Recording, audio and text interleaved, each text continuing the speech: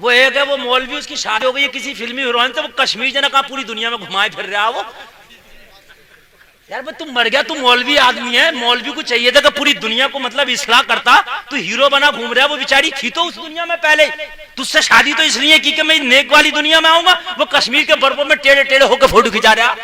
यार जी मामला है यार, बात समझ में नहीं आ रही है भाई। अच्छी बात है शादी हो गई तेरी, तो उसके बाद में तू कम से कम इतना तो करी यार, तू उसे तरबियत दे, कुरान सिखा, हदीस सिखा, अच्छी अच्छी बातें सिखा, पर्दे के बारे में बता, फातिमा तो ज़हरा की जिंदगी बता, रुकैया की जिंदगी बता, अम्मी खदीजा की जिंदगी बता। तू मुफ्ती किस लिए है?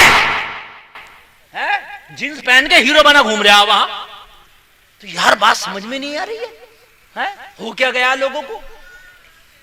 अल्लाह अल्लाह, ये सुन्नत है, पार्टियां हो रही हैं यार, बात समझ में नहीं आ रही है यार। मैं तो हैरत यार, वो यूट्यूब पे मैं कभी कभी उसे देखता तो मैं चक्कर में पड़ गया। मैंने कहा यार वो बेचारी आई थी उस दुनिया को छोड़कर, उसने तौबा की थी, ये तो सोचा था कि ये दुनिया अच्छी नहीं, ये दुनिया अच्छी है, और एक मुफ्ती से शादी कर ली। तो कम से कम तू तो मुफ्ती था यार, तुझे तो चाहिए था कि मेरे रसूल की हदीस ये है यार, खुदा की कसम खा के कहता हूँ ये बात मेरे समझ में नहीं आती कि वो गिलेमर थी और ये थी, एकदम नहीं आ सकती यार। तू मुस्तफा की हदीस तो सुना, मुस्तफा की हदीस के सामने सब नशे उतर जाते हैं, बड़े बड़े अच्छों के नशे उतरते। ये मुस्तफा की हदीसों का ही कमाल था कि गिलेमर का उसका नशा उतर गया, उसमें उसकी खता नहीं, इस मुफ्ती की खता है।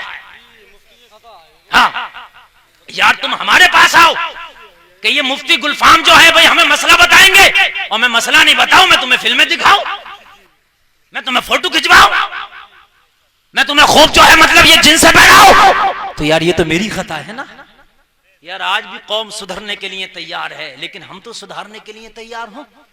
जब हम खुद बिगड़ जाएंगे तो यार हाल क्या होगा?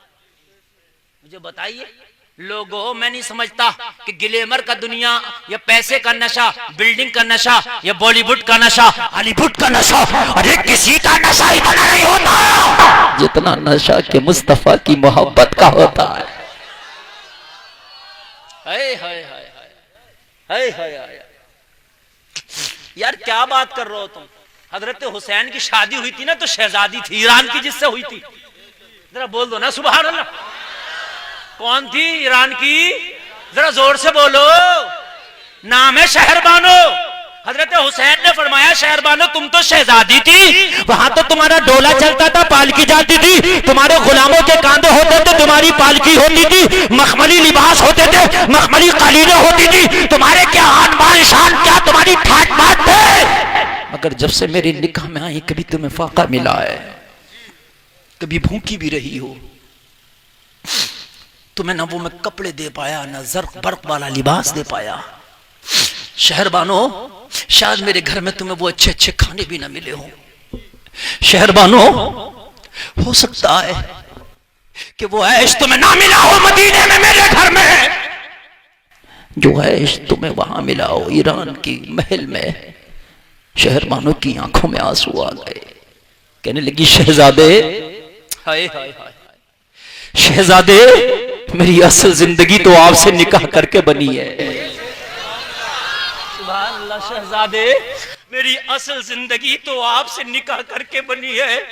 वो जिंदगी मेरी ग्लैमर की जिंदगी थी, मैं जरूर थी वहां शहजादी, जरूर मैं जब निकलती थी तो मेरे डोले को देखने के लिए हजारों आंखें तरसती थी, जरूर मेरे ऊपर बड़ा पैसा खर्च किया जाता था, मगर मेरी औकात कुछ ना थी, बस एक शहजादी की हद तक थी। मेरे बाप के दबदबे की वजह से लोग मेरी इज्जत करते थे, मगर हुसैन शहजादे जब से मैंने आपका दामन पकड़ा है, अब तो दुनिया के लोग भी हया करते हैं और आसमान के फरिश्ते भी मेरी इज्जत करते हैं।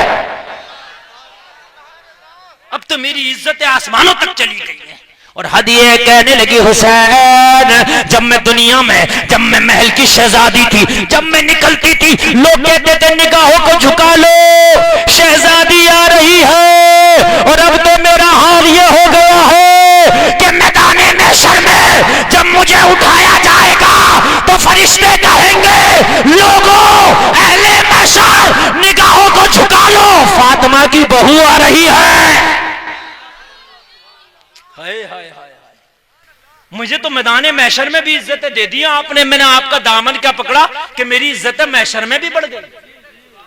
आप तो आसमान के फरिश्ते भी मेरी इज्जत करते हैं, दुनिया वाले इज्जत करते हैं। और हुसैन, मैं जब बाप के घर थी ना, तो जब तक जिंदा थी, जब तक शहजादी रहती, मैंने आपका दामन क्या पकड़ा, कयामत तक के लिए शहजादी बन गई।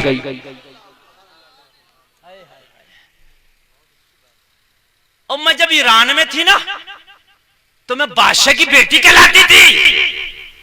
और अब आपका दामन पकड़ के ना जन्नती सरदारों के जवान की बीवी कहलाऊंगी। हाय हाय हाय यार, मुस्तफा की तरह सीरत तो पेश करो, शरीयत तो पेश करो, कुरान तो पेश करो, हदीस तो पेश करो, मैं देखूं सारे नशे ना उतर जाएं तो क्या है। मगर यार हमने पेश ना किए। और एक बात और सुन लीजिए, आप कितना भी बिगड़ा हुआ हो, आप उसे दुनिया की दुहाई दीजिए, नहीं मानेगा, लेकिन यार आप ये सोचना अल्लाह के ऊपर छोड़कर आप उसे कुरान और हदीस की सीधी सीधी बात बताइए, बिना लगड़ी चुपड़ी, सीधी सीधी। इंशाअल्लाह ये अल्लाह का काम है, उसके दिल में डाला।